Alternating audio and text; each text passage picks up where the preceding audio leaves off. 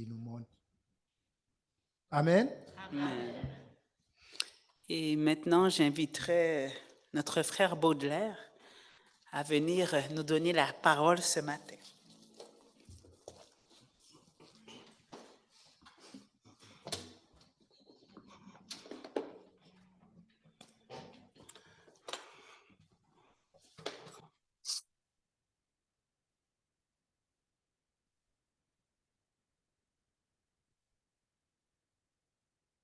Bonjour tout le monde.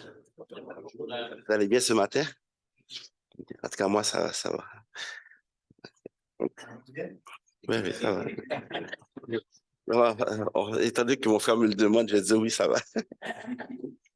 OK. Donc, c'est un plaisir pour moi d'être ici ce matin pour apporter la parole de Dieu. Donc, à chaque fois qu'on le fait, c'est un privilège, mais aussi c'est une grâce que Dieu nous fait. Donc, nous ne le méritons pas, mais nous sommes contents de travailler avec Dieu. Donc, ce matin, je vais parler d'un sujet qui nous touche tous, qui me touche, qui touche tout le monde ici. Donc, on va parler de l'anxiété ce matin. Donc, comme j'ai mentionné, l'anxiété fait partie de notre quotidien. Donc, nous faisons face à l'anxiété de plusieurs manières, que ça soit dans nos relations familiales, les situations financières que nous pouvons affronter aujourd'hui ou même avant aussi. Par exemple, dans la maladie, donc l'anxiété nous touche, en même temps qu'on attend un diagnostic, on a passé des examens, des tests, donc l'anxiété, on est anxieux quand on attend dans les résultats. Ça, c'est ce qui nous touche, ce qui peut nous toucher directement, mais également les guerres dans le monde aussi. Donc, présentement, il y a la guerre avec la Russie et l'Ukraine. Il y a eu un tremblement de terre en Turquie il y a quelques semaines. Donc, il y a plein d'éléments de loin ou de proche qui pourraient nous toucher puis qui pourraient nous rendre anxieux, dépressifs. Donc, ce matin, je ne pense pas que je vais couvrir tout le sujet dans son ensemble. Donc, on a beaucoup à dire sur l'anxiété, les problèmes de santé mentale, etc. Donc, je ne suis pas médecin, je ne suis pas psychiatre, rien de là, pas du tout. Mais au moins, je suis un enseignement de la Bible, puis la Bible a quelque chose à nous dire à ce sujet. Donc, il faut en parler. Avant de commencer, je vais vous présenter quelques statistiques que j'ai pu trouver en préparant ma prédication, mais aussi en écoutant la radio. Il y a souvent des émissions qui traitent ce sujet-là de la dépression, la santé mentale, l'anxiété. Donc, je vais donner quelques statistiques. J'ai oublié de changer mon PowerPoint. OK. Donc, ça dit hausse majeure de la consommation d'antidépresseurs chez les adolescents.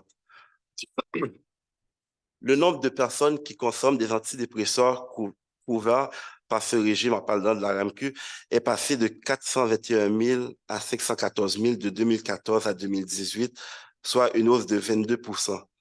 Parmi les bénéficiaires l'année dernière, on retrouve 3 400 filles de 17 ans et moins contre 2014, 64 chez les garçons. Donc ça, c'est selon un médecin, docteur Diane Tremblay. Une autre statistique de Dr Karine Igatois, c'est une médecin spécialiste au Québec, elle dit la cause première associée à la consommation élevée d'antidépresseurs serait l'anxiété. Selon une étude de l'Institut de la statistique du Québec, 29% des jeunes du secondaire sont atteints de niveaux élevés de détresse psychologique. Ce qui a changé au cours des 10 dernières années concerne surtout l'hygiène de vie. Affecté par la connectivité et les réseaux sociaux, au Québec, il est plus facile de prescrire une pilule à un patient que de lui garantir un accès à une thérapie. Donc ici, on voit qu'il n'y a pas beaucoup, on en parle beaucoup, il n'y a pas beaucoup de ressources. Donc les gens sont pris dans une spirale parce qu'ils ne peuvent pas, ils ne savent pas à qui crier, à qui aller. Donc les ressources sont limitées malheureusement.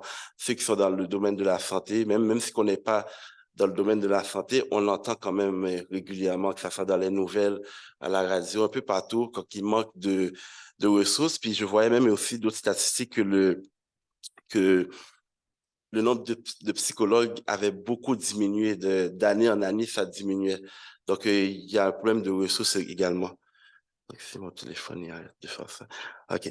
Donc, une autre statistique, c'est dans le journal La Presse que j'ai trouvé en ligne. Il dit, et la pandémie n'a pas aidé à améliorer le phénomène. Donc, on pourrait penser, bon, on pourrait dire, la pandémie a le dos large, c'est la faute de la pandémie. Mais avec les statistiques que j'ai données, le problème était déjà présent bien avant la pandémie, mais la pandémie a accentué la situation. Donc, ça dit, et la pandémie n'a pas aidé à améliorer le phénomène. Selon une étude de l'Université de Sherbrooke publiée en 2021 et en 2022, près d'un jeune sur deux âgé de 12 à 25 ans présentait des symptômes d'anxiété ou de dépression modérée. Ces statistiques-là, si vous remarquez bien, ça parle beaucoup des jeunes. Mais ces jeunes-là, ils vont devenir des adultes.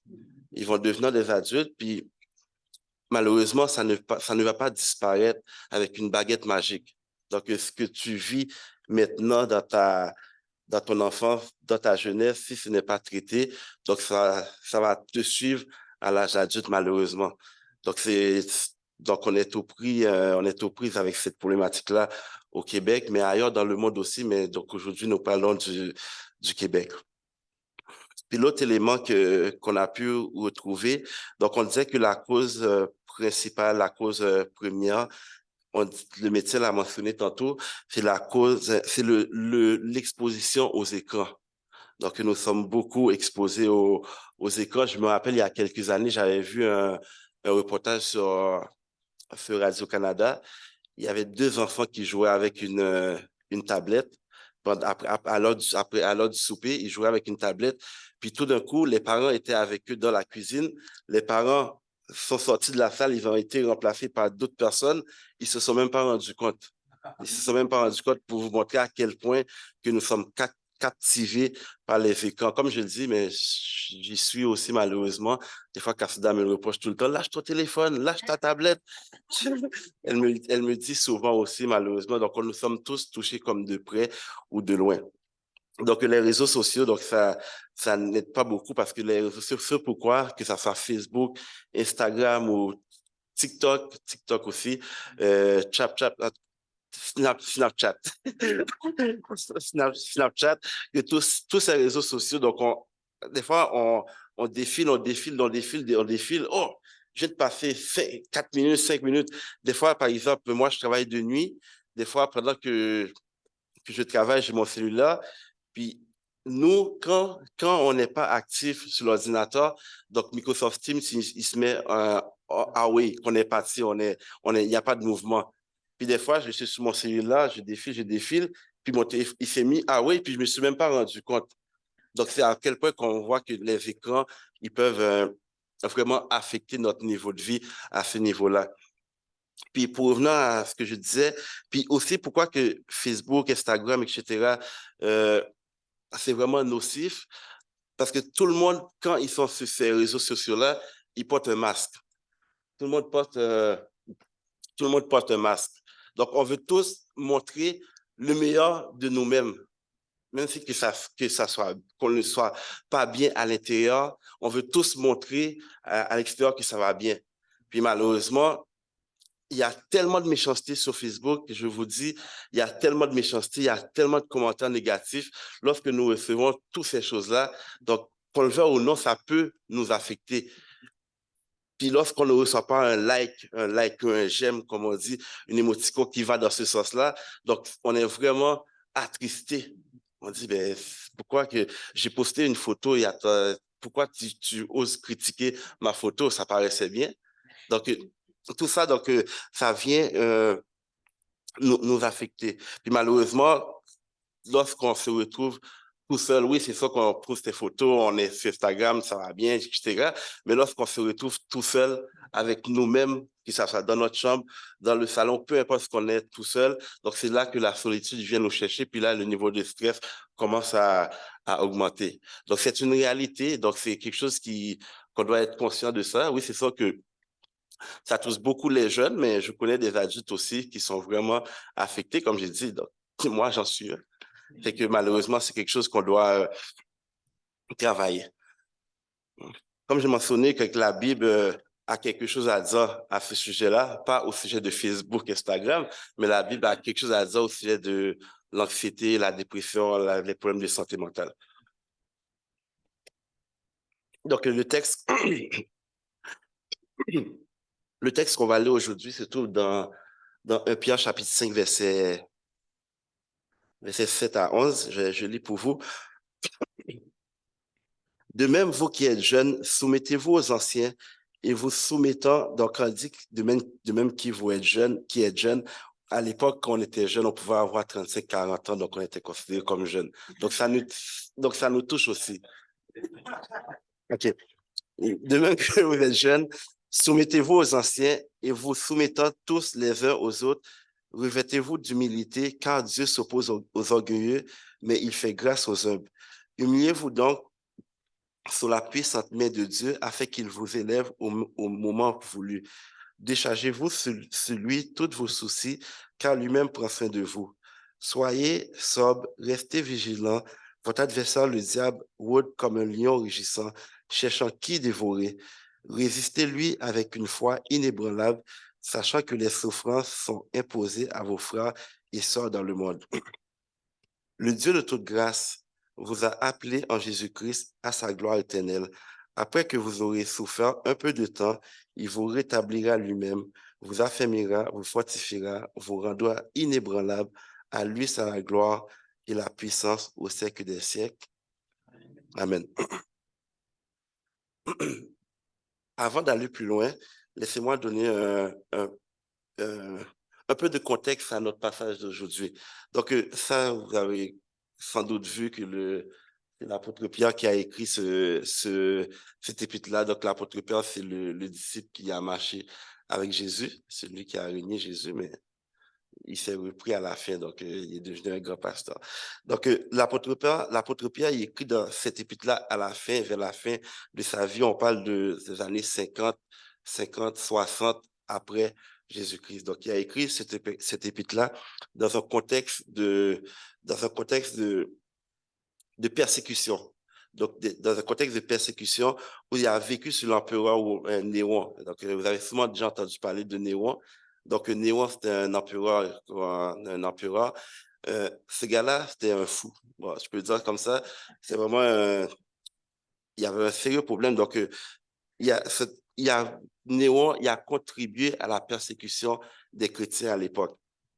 Donc, l'apôtre Pierre, il écrit à des chrétiens qui sont farouchement, qui sont vraiment persécutés pour leur foi en Jésus-Christ.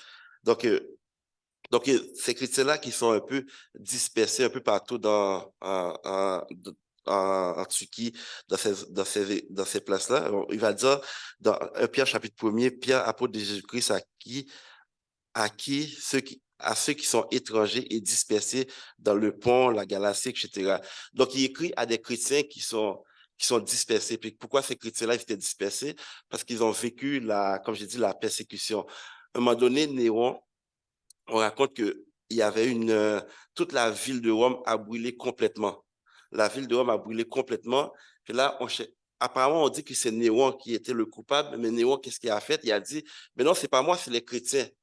Donc, c'est les chrétiens qui ont fait ça. Donc, à cause de ça, donc les chrétiens, tout le monde en voulait. Donc, ils ont vraiment vécu une persécution, comme j'ai dit, vraiment atroce. Donc, c'est dans cette optique-là que Pierre, il écrit à ces chrétiens pour les encourager, pour les fortifier dans la foi. Donc, aujourd'hui, nous n'avons peut-être pas ce type de persécution, mais nous avons autre chose. Puis, ça peut très bien s'appliquer à notre contexte quand il dit déchargez-vous sur lui de tous vos soucis, car lui-même prend soin de vous. Donc, et comme j'ai mentionné au départ, donc l'anxiété, il touche tout le monde, que ce soit un enfant, un adulte, un plus vieux, un vieillard, il touche tout le monde. Donc, l'anxiété se présente sous plusieurs formes. Donc, l'anxiété se présente sous plusieurs formes. Je vais vous donner quelques exemples. Par exemple, l'anxiété, c'est être noir aux États-Unis, un immigrant aux États-Unis, parce que tu ne sais pas quand tu vas te faire attaquer par un policier. C'est que c'est vraiment extrêmement difficile quand tu es noir ou même un immigrant aux États-Unis. Donc, les Noirs, ils subissent beaucoup de violence. Comme je dis, il y a d'autres peuples aussi, mais c'est prouvé statistiquement que les Noirs, ils ils sont plus mis en prison, ils sont plus arrêtés par les policiers. Donc, en étant un noir, tu te demandes, quand tu sors à l'extérieur, tu te dis, ben, est-ce que je vais rentrer à la maison? Donc, ça pourrait être une source d'anxiété. L'anxiété aussi, c'est la guerre en Ukraine. Le peuple ukrainien, par exemple, on voit qu'on entend à chaque jour dans les nouvelles, missiles à gauche, bombardement à droite. Et là, tu te dis, tu vis toujours dans le stress, dans la peur qu'une bombe va atterrir dans l'appartement où tu es. Donc, tu ne dors pas. Tu ne dors pas, il y a toujours ce stress-là qui dit, bon, c'est quand que ça va arriver? Donc, l'anxiété, c'est la guerre en Ukraine, le peuple ukrainien qui souffre. L'anxiété, c'est en Haïti. En Haïti, où on voit les gangs de rue, les gangs, ils ont vraiment pris le contrôle du pays. Donc, ils ont vraiment pris le contrôle. Donc, ils font ce qu'ils veulent, mais en réalité, c'est qui souffre à part de ça? Mais c'est le peuple. C'est le peuple qui souffre. Donc, c'est une source d'anxiété parce que tu sors, mais tu ne sais pas où c'est quand tu vas rentrer. Puis, je vais vous dire quelque chose, l'économie en Haïti, par exemple, nous, on va au Canada, au Québec, on va travailler, puis ensuite de ça, à la fin de la semaine, que ce soit le jeudi ou 2 semaines ou à la semaine, on reçoit un salaire. Mais là-bas, en Haïti, les gens, ils vivent au jour le jour. Donc, tu dois sortir le matin pour aller vendre, des produits au marché pour pouvoir acheter des vivres. Donc, quand tu sors et que tu ne sais pas si tu vas te faire attaquer par un gang de rue, un gang qui va prendre ton argent, donc ça, c'est une source d'anxiété. Donc, le peuple ukrainien, le peuple haïtien, ils sont touchés également. L'anxiété, c'est la famine au Yémen. On n'en parle pas beaucoup, mais c'est très dur au Yémen avec la famine. Donc, c'est une source d'anxiété que ce peuple-là, il vit aussi. L'anxiété, c'est l'avenir aussi, le plus proche de nous. Donc, on pense souvent à notre avenir, comme on voit ce qui se passe aujourd'hui. Donc, par exemple, le taux d'inflation qui augmente, le prix à la consommation, tout augmente. Surtout que si on est serré financièrement, on dit, comme selon les statistiques, il y a beaucoup de gens qui vivent paye par paye. Donc, ne sachant pas qu'est-ce qui va arriver, donc ça peut être une source d'anxiété, une source de stress également. L'anxiété également, mes amis, c'est la tragédie qui a eu lieu il y a quelques semaines à Laval, lorsque le chauffeur a foncé sur l'autobus. Imaginez être un parent, puis là, ça s'est passé aux alentours vers 8h30, je pense. Imagine-toi, tu déposes ton enfant à la garderie à 8h30. 1 heure plus tard, on t'appelle pour te dire, ben, ton enfant est à l'hôpital, donc tu dois te dépêcher. Imaginez-vous le cœur des parents sur la route, qu'est-ce qu'il doit vivre?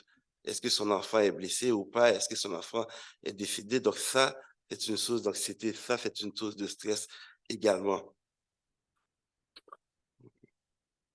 Donc et ça, c'est tous des facteurs qui pourraient augmenter notre niveau de stress, notre niveau d'anxiété.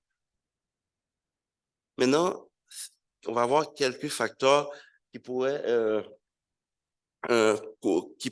causer la dépression ou l'anxiété.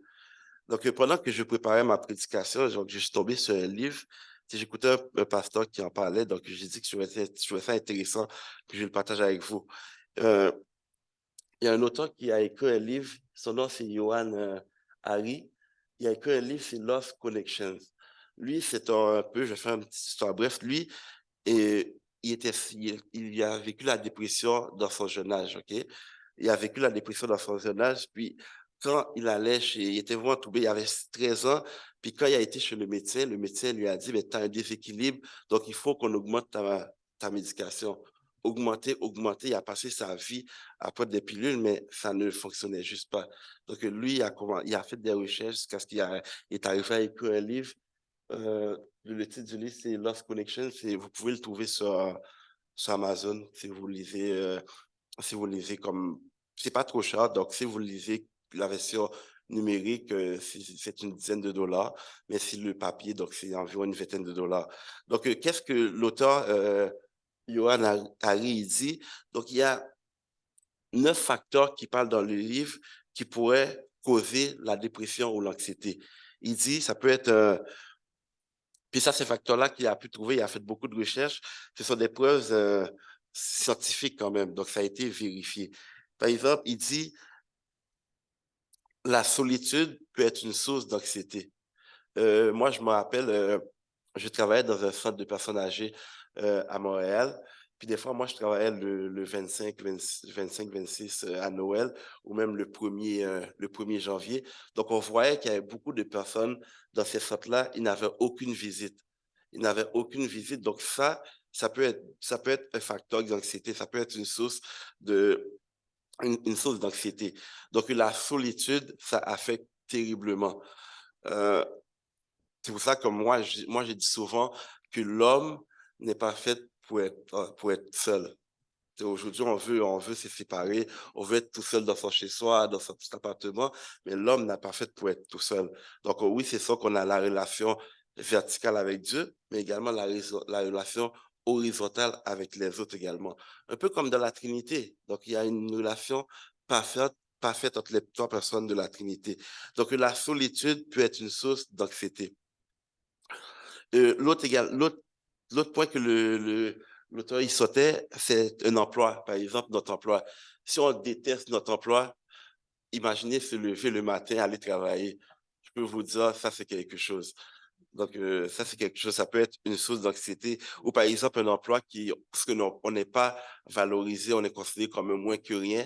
Donc, ça peut être une source d'anxiété également. Moi, j'ai un ami pharmacien, donc vous le connaissez tous, il est assis juste ici. Et il dit que des fois, il y a certains médicaments que les médecins vont prescrire.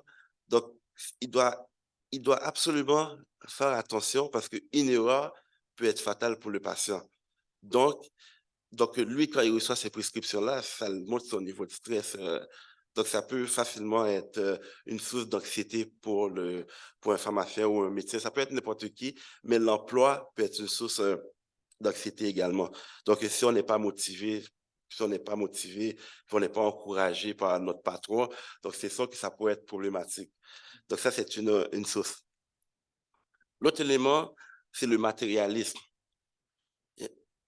Il y a plein de gens qui sont matérialistes, euh, qui vivent, par exemple, qui veulent toujours avoir le nouveau gadget, la nouvelle affaire. Moi, je ne vais pas vous cacher, moi, à l'époque, Cassida peut en témoigner, moi, je voulais toujours m'acheter les nouveaux vêtements, les nouveaux souliers, mais là, les objectifs ont changé. Les objectifs ont changé, donc on fait les choses différemment. Mais le matérialiste, c'est celui qui veut toujours plus, qui en veut toujours plus, qui en veut toujours plus, qui n'est jamais rassasié. Donc ça peut être une source d'anxiété.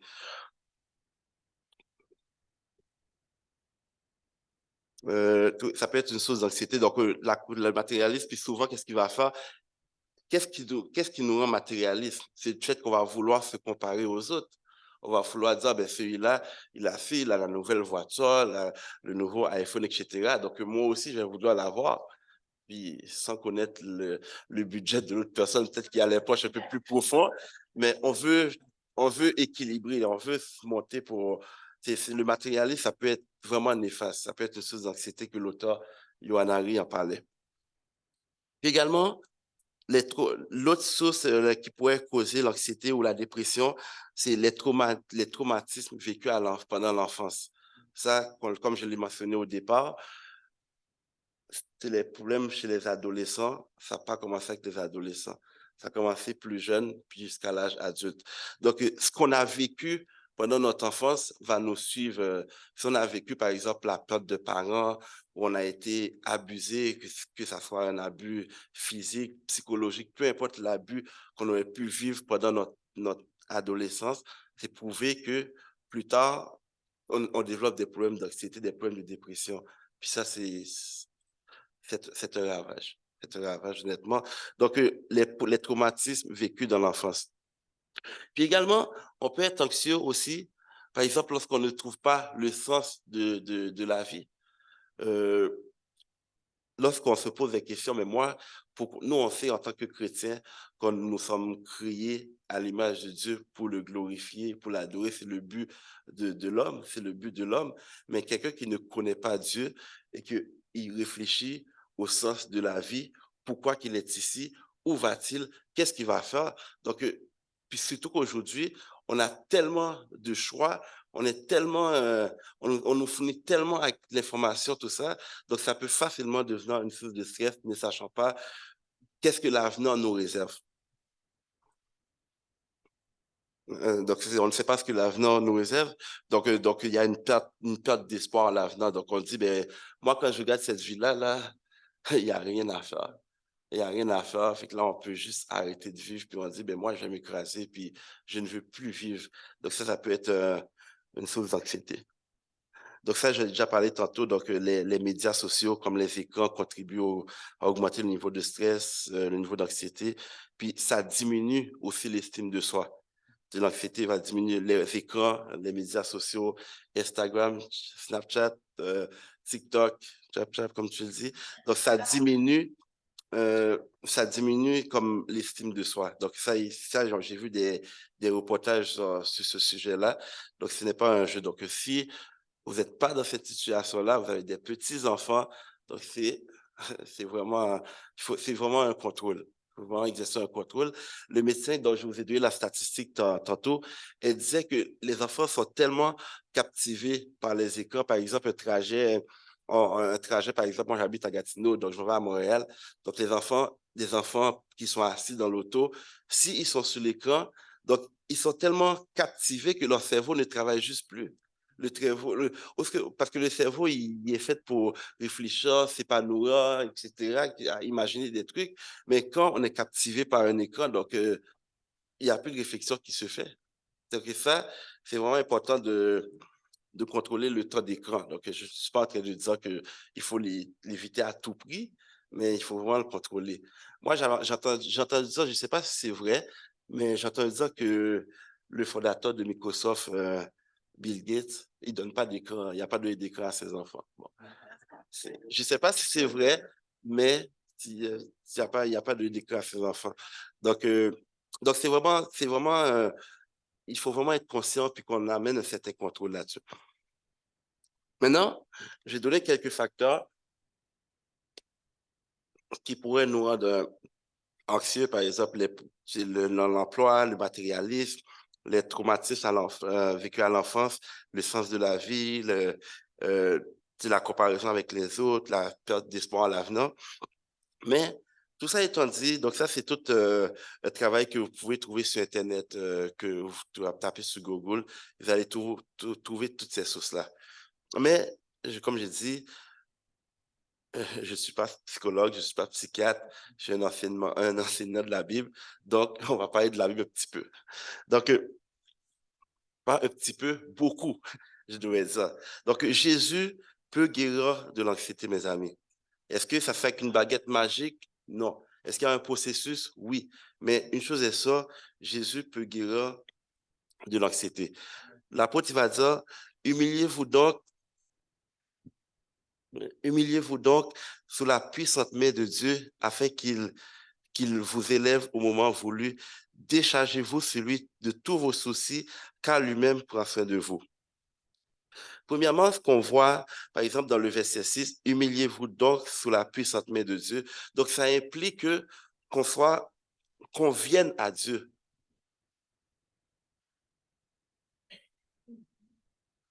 J'avais pas mis de toute manière. Mais, oh non, c'est correct, c'est correct. Merci, bien vu. Humiliez-vous donc sous la puissante main de Dieu. Donc, ça implique que lorsque nous voulons se débarrasser de l'anxiété, des troubles de santé mentale, ça implique de s'abandonner entièrement à Dieu. Donc, l'apôtre Paul va dire, l'apôtre Pierre, excusez-moi, c'est de s'humilier, de remettre sa vie dans les mains du Seigneur. Puis, quand je dis remettre sa vie, je ne parle pas uniquement d'un aspect de notre vie, mais toute notre vie en entier, de dire à Dieu, ben, tu sais quoi, moi, je ne contrôle plus rien, je lâche le gouvernail, maintenant, prends le contrôle. C'est ça qu'il faudrait faire. Puis aussi, le verbe, le verbe ici, déchargez-vous sur lui de tous vos soucis. Le verbe décharger veut littéralement dire lancer. Si j'avais ça ici, je pourrais le lancer. Il va dire lancez tous vos soucis sur Jésus. Lancez tout, donnez-lui. Lorsqu'on lit déchargez-vous, donc Mais je trouve que le fait de dire lancer, c'est-à-dire que je prends tout ce que j'ai, je lance sur Jésus parce que lui seul, il peut en prendre. Donc, lui, il a tracé le chemin. Il peut encaisser exactement. C'est comme un boxeur dans un ring puis qui encaisse. Donc, Jésus-Christ, il peut. Donc, lancez vos anxiétés, lancez votre dépression, lancez tout sur Jésus-Christ. Encore une fois, je retourne à l'exemple que j'avais donné tantôt. Par exemple, moi, j'ai travaillé dans un CHSLD quelques années à Montréal. J'étais gardien de sécurité. Donc, je faisais la sécurité. Dans ce centre-là, il y avait des infirmières, il y avait toute une équipe dans ce centre de personnes âgées. Moi, j'étais gardien de sécurité. J'avais un trousseau de clés. J'ai pas mon trousseau ici. J'avais un trousseau de clés. L'infirmière chef, il y avait plusieurs chefs d'unité, chef ci, chef ça. Ils avaient plusieurs chefs, puis ils avaient leurs clés pour ouvrir leur porte principale, leurs clés de leur bureau. Euh, Chacun avait sa clé pour ouvrir la porte. Si la personne essayait d'ouvrir un autre bureau, sa clé ne fonctionnait pas. Puis là, moi, en tant que gardien de sécurité, j'avais un trousseau, j'avais un master. Le master, il pouvait ouvrir tous les portes. Le master, il pouvait ouvrir tous les portes, mais avec Jésus, c'est exactement la même chose, mes amis. Donc, Jésus-Christ, c'est le master qui ouvre tout, qui délivre de tout. C'est que des fois, on va dire, ben, je vais essayer telle affaire, si ça ne marche pas, donc je vais aller à Jésus. Je vais essayer toutes les étapes avant d'arriver à Jésus. Mais Jésus-Christ, il est le master. C'est le master qui ouvre tous les portes, qui nous délivre de toutes choses. Écoutez, en disant cela, je ne suis pas en train de dire que si vous faites des traitements psychologiques pour la dépression, quoi que ce soit, de tout abandonner, quoi que ce soit. Non, mais on peut. Dieu n'est pas contre la science. Dieu n'est pas contre la science. On peut bien faire les deux en parallèle, mais l'idée, c'est de se concentrer, de décharger, tout de lancer, de remettre à Jésus-Christ nos fardeaux, nos soucis. C'est comme quand il dit, venez à moi, vous tous, et je vous donnerai du repos pour vos âmes. Donc, c'est de laisser Dieu agir. Je me rappelle, il y a deux sessions, j'avais pris un cours à l'école dans le cadre des études. C'est d'accompagner les personnes les personnes souffrantes, les personnes qui étaient malades. Puis, on avait étudié un peu le livre des psaumes. On avait étudié le livre des psaumes, puis ce qu'on pouvait observer, donc le psalmiste, que ce soit David, Asaph, il y avait d'autres psalmistes également. Donc, au début, il se plaignait. Donc, quand on dit c'est décharger sur lui tous vos soucis, c'est d'apporter tout ce qui vous trouble, de parler à Dieu, pour lui dire, voici ce que je traverse, voici ce que j'ai dans ma vie, maintenant, fais quelque chose. Même quand il ne répond pas, mais il va vous répondre parce il a soin de vous dans le texte qu'on a lu tantôt. Car lui-même prend soin de vous. Donc, c'est Dieu qui prend soin de vous, donc il le promet. Donc, vous pouvez le faire. Donc, c'est de s'exprimer, c'est de parler notre souffrance à Dieu. Puisqu'on voyait dans le livre des psaumes, on voit qu'au début, au début, le psalmiste, il allait vers Dieu pour se plaindre ou pour décharger sur Dieu les soucis. Mais ça, c'était au début des psaumes, mais on a quelques psaumes, j'aurais dû mettre quelques exemples. Mais vers la fin, on voit qu'il était reconforté. Que Dieu le reconfortait pour dire, ben, tu sais quoi, viens mon enfant, ne t'inquiète pas, c'est moi qui prends soin de toi. Je vais juste là un exemple. Par exemple, David, il va dire, jusqu'à quand les méchants éternels, jusqu'à quand les méchants éternels, jusqu'à quand les méchants vont-ils triompher? Ils fanfaronnent, ils parlent avec arrogance, tous ceux qui commettent l'injustice se vantent éternel. Ils écrasent ton peuple, ils humilient ton héritage. L'Éternel ne le voit pas. Le Dieu de Jacob n'y fait pas attention.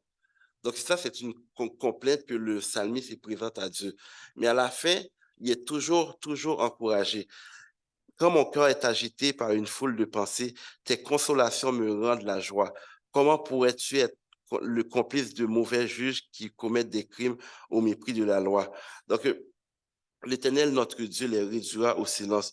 Il fera retomber leurs crimes sur eux, il les réduira au silence. Donc, on voit que dans le livre des psaumes, lorsque nous allons à Dieu pour se plaindre d'une situation, pour quelconque, mais Dieu, il répond toujours, puis il va toujours nous réconforter. C'est comme moi, à l'époque, je pense que j'ai déjà donné cet exemple-là ici. Moi, je m'entraînais beaucoup avant, j'allais au gym. Puis quand je sortais de la salle de musculation, mes amis, je sentais que j'étais invincible. Personne ne pouvait me toucher. Personne ne pouvait me toucher. Mais en réalité, parce que j'avais soulevé des poids, je me sentais bien dans ma peau, mais c'est exactement ce que ça fait avec la parole de Dieu lorsque nous allons à Dieu. C'est lorsque nous allons à Dieu, il y a quelque chose qui s'opère. Donc, moi, j'ai déjà vécu. Donc, possiblement, avec ceux qui sont, vous l'avez probablement vécu aussi. Moi, je me rappelle avant qu'Assouda, des fois, à l'époque, quand on était à Montréal, il y a des situations qui la faisaient pleurer. Juste le fait de prier ensemble, de leur un chant, toutes les craintes fuyaient. Toutes les craintes fuyaient. Donc, la parole de Dieu, elle a un effet quand même. Donc, aller à Dieu, donc, il y a quand même un effet. Comme je vous le dis, moi, j'ai expérimenté, je m'imagine que vous l'avez déjà expérimenté aussi. Donc, décharger sur lui, lancer à Dieu tous vos soucis. Peut-être qu'il ne répondra pas tout de suite, mais on peut être sûr qu'on aura une réponse parce qu'il prend soin de nous. J'ai terminé bientôt. Je vais juste vous laisser quelques versets. Dans Isaïe 41, verset 10, il va dire, n'aie pas peur, car je suis moi-même avec toi. Ne promène pas des regards inquiets, car je suis ton Dieu. Je te glorifie, je te fortifie, je viens à ton secours. Je te soutiens par la main droite, la main de la justice. Isaïe 40, 29, 31. Il donne de la force à celui qui est fatigué et il multiplie les ressources de celui qui est à bout. Les adolescents se fatiguent et s'épuisent. Les jeunes gens se mettent à trébucher, mais ceux qui comptent sur l'Éternel, ceux qui se confient en l'Éternel, on pourrait lire dans d'autres passages, ceux qui se confient en l'Éternel renouvellent leur force, ils prennent leur envoi comme les aigles, ils courent sans s'épuiser, ils marchent sans se fatiguer. Donc, c'est le bienfait que la parole de Dieu nous fait. Donc, allez vers lui. N'hésitez pas. Comme je dis, des fois, on n'a pas le goût de le faire, mais comme David disait dans le psaume 103, mon âme bénit l'Éternel et n'oublie aucun de ses bienfaits. Donc, même si vous n'avez pas envie, mais allez vers lui, c'est vraiment le master, comme j'ai mentionné, le master qui va vous ouvrir la porte, qui va vous permettre de voir la lumière. Comme j'ai mentionné, les écrans, les médias sociaux nous rendent anxieux. Nous rendent anxieux. Donc, ce qu'on regarde aussi, ça peut nous rendre anxieux. Si on ouvre la télé, même Facebook aussi, les médias sociaux, on entend beaucoup de mauvaises nouvelles. Vous êtes d'accord avec moi? Des fois, j'ouvre un article sur TVA Nouvelles, puis des fois, ils proposent d'autres articles aussi. Mais les articles qu'ils proposent sont encore pires, c'est encore plus de mauvaises nouvelles. Et là, passer une soirée à l'heure des mauvaises nouvelles, donc on peut bien dire, Seigneur, qu'est-ce qui se passe dans le monde? Donc, qu'est-ce que je veux dire par là? Ce que vous laissez entrer, donc ça peut avoir un impact aussi. Et moi, je dis souvent qu'à ce tu sais quoi, let it go, let it go. Laisse tomber certaines affaires. Tu sais, tu racontes toutes sortes d'affaires, donc là, tu vas être anxieuse, tu vas aussi. Donc, essaie de faire le vide, ne pense plus à ces choses-là. Donc, il faut contrôler ce que nous regardons, ce que nous laissons entrer en nous. Donc, toutes ces choses-là peuvent augmenter notre anxiété également. Donc, aux dernières nouvelles, passer du temps avec des frères de la foi, ça ne nous rend pas anxieux, non? Je me rappelle la semaine passée, on a passé un bon moment avec les hommes, Jean-Pierre, Jean-Pierre Salène et compagnie. Bon, moi, j'étais anxieux pour une autre raison, mais l'idée, l'idée que juste passer du temps entre frères, c'était vraiment un très bon moment, puis ça faisait du bien. La réunion des femmes hier, j'imagine que vous avez eu un bon moment, ça faisait du bien. Donc ça, ces moments-là ne peuvent pas nous rendre anxieux. Aux dernières nouvelles, ça ne nous rend pas anxieux en tout cas. Donc, ce que nous passer du temps pour enlever la solitude, donc passer du temps à l'église que nous faisons maintenant, donc ça enlève l'anxiété. Peut-être que les gens à l'extérieur qui ne connaissent pas Dieu, ils ne comprendront pas, mais nous, on sait quel bienfait que ça nous amène. On sait quel bienfait que ça nous amène. Donc, éviter de laisser entrer n'importe quoi. C'est ça, c'est les mauvaises nouvelles, les trucs. C'est ça qui nous rend, qui pourrait augmenter, mais aussi passer du temps entre chrétiens. Donc, ça fait du bien également. Donc, comme je disais à Kassouda, comme laisse tout tomber, comme écoute pas ce que les gens ils disent, parce que ça peut t'influencer de manière négative. Donc, c'est vraiment important dans ce que nous entendons, ce que nous faisons. Donc, tout ça va avoir un impact. C'est que la vie que nous menons, si nous menons une vie sur le regard de Dieu, donc ça pourrait diminuer notre stress. Que notre cœur ne se trouble point. Je vous donne la paix. Donc, c'est Dieu qui donne, qui donne la paix. Donc, on doit arrêter la négativité, toutes les choses négatives qui pourraient nous détonner. Et pourquoi qu'on fait tout ça? C'est pour finir avec le verset 5 et le verset 10. Le Dieu de toute grâce vous a appelé en Jésus-Christ à sa gloire éternelle. Après que vous aurez souffert un peu de temps, il vous rétablira lui-même, vous affermira, vous fortifiera, vous rendra inébranlable. À lui, c'est la gloire et la puissance au siècle des siècles. Le peuple de Dieu répond. Amen. Dieu vous bénisse. Bien, on va prendre quelques moments pour prier. Éternel, notre Dieu, notre bon Père céleste, nous bénissons ton nom pour ta grâce, ta fidélité, ta souveraineté dans notre vie, Seigneur. Nous te disons merci pour le moment que nous avons eu ce matin, Seigneur, et que ces moments, si Dieu soit fait, que nous puissions les utiliser pour grandir dans la foi, Seigneur. Et voici, nous avons prêché cette parole. Je te prie que nous puissions la mettre en pratique, que nous puissions la saisir, Seigneur, et que quand nous avons des moments anxieux, nous avons des situations anxiogènes, que nous puissions décharger sur toi tous les soucis, Seigneur Jésus, parce que tu es le seul qui prend soin de nous. Si tu prends soin des oiseaux, tu les habilles, ils partent à l'hiver, ils reviennent à l'automne, tu gères tout ça, Seigneur Jésus, mais à combien plus forte raison, nous qui sommes tes enfants, nous sommes ta création, nous sommes créés à ton image, que tu ne le feras pas pour nous, Seigneur. Nous remettons tout entre tes mains, Seigneur. Nous croyons en toi, nous avons foi en toi, nous avons une pleine confiance en toi, Seigneur Jésus.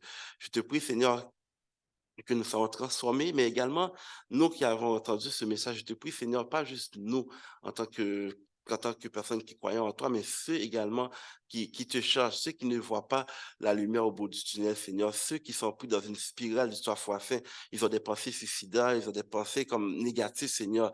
Je te prie de les ouvrir les yeux comme tu l'as fait pour nous, Seigneur Jésus. Papa, nous mettons tout entre tes mains, Seigneur. Je te prie de prendre le contrôle de toutes choses, Père. Nous ne sommes pas bons de toi face, nous ne sommes pas dignes, mais c'est dans le prix de notre Jésus que nous te prions. Amen. Amen.